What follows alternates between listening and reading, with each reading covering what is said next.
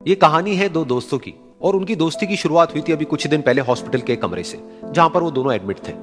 तो दोनों में से जो एक था उसको अभी कुछ दिन पहले एक पैरालिसिस का अटैक आया था, जिसकी वजह से गर्दन के नीचे की उसकी पूरी बॉडी पैरालाइज हो गई थी और वो अपनी एक उंगली तक नहीं हिला सकता था। और पूरे दिन जो भी नर्स उसके पास में आती वो उसको एक ही बात कहता कि मुझे कोई ऐसा इंजेक्शन दे दो जिससे कि मैं मर जाऊं, अब मैं और जीना नहीं चाहता, ऐसी जिंदगी का मैं क्या करूंगा। तो उसका जो दोस्त था उस कमरे में, क्योंकि वो चल फिर सकता था, तो रोज सुबह और रोज शाम को उस कमरे में एक खिड़की थी, उसके पास में जाकर के खड़ा हो जाता और अपने दोस्त को बताता कि उस खिड़की के बाहर क्या चल रहा है। बिल्कुल नीला आसमान है, सफेद बादल है, हल्की हल्की हवा चल रही है और कुछ पंछी उड़ रहे हैं। एक बहुत ही सुंदर बीच है जहां पर कुछ बच्चे मिट्टी के घरौंदे बना रहे हैं। कुछ लोग हैं जो वहां पर बैठे हुए बस समुद्र की लहरों को देख रहे हैं। कुछ लोग जॉगिंग कर रहे हैं, कोई एक्सरसाइज कर रहा है, कोई पतंग उड़ा रहा है। वहां पर एक आइसक्रीम की स्टॉल है जहां पर कुछ लोग आकर के आइसक्रीम खा रहे हैं। और सनसेट के टाइम पे जो पानी है वो पूरा गोल्डन हो जाता है और चमकने लगता है। तो शुरू में तो जब उसने वो सब बताना शुरू किया तो उसके दोस्त के ऊपर ज्यादा असर नहीं हुआ, लेकिन धीरे धीरे उसके अंदर जीने की चाह जागने लगी। अब वो सुबह का इंतजार करने लगा कि जल्दी से सुबह हो और मेरा दोस्त मुझे बताए कि आज यहां पर क्या हो रहा है। कुछ दिन तक ऐसे ही चलता रहा।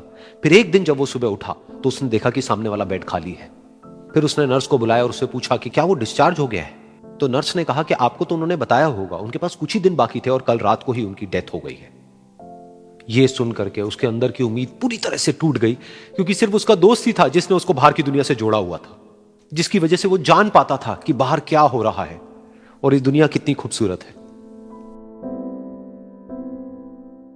तो कुछ दिन तक तो वो रोता रहा और उसने जीने की चाह छोड़ दी।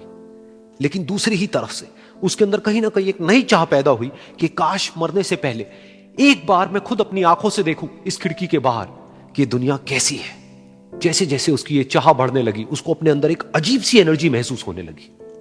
और फिर एक दिन उसने अपनी पूरी ताकत लगा दी और किसी तरीके से वो बेड से नीचे गिरा और पकड़ पकड़ करके किसी तरह से उस खिड़की तक पहुंचा।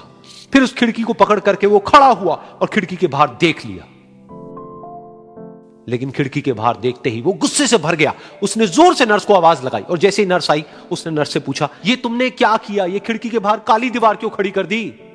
तो नर्स को समझ नहीं आया वो क्या बोल रहा है और वो बोली कि मुझे 5 साल हो गए हैं यहां पर, जब से मैं आई हूं तब से तो ये काली दीवार यहां पर है। तब जाकर के उसको समझ आया कि उसका वो दोस्त उससे झूठ बोल रहा था।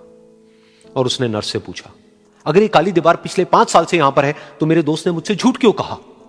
तो नर्स थोड़ा सा मुस्कुराई और बोली कि मैं ये तो नहीं जानती कि उन्होंने आपसे झूठ क्यों कहा, लेकिन मैं इतना जरूर जानती हूं कि जो भी कुछ उन्होंने आपसे कहा उसी वजह से आप अभी अपने पैरों पर खड़े हैं।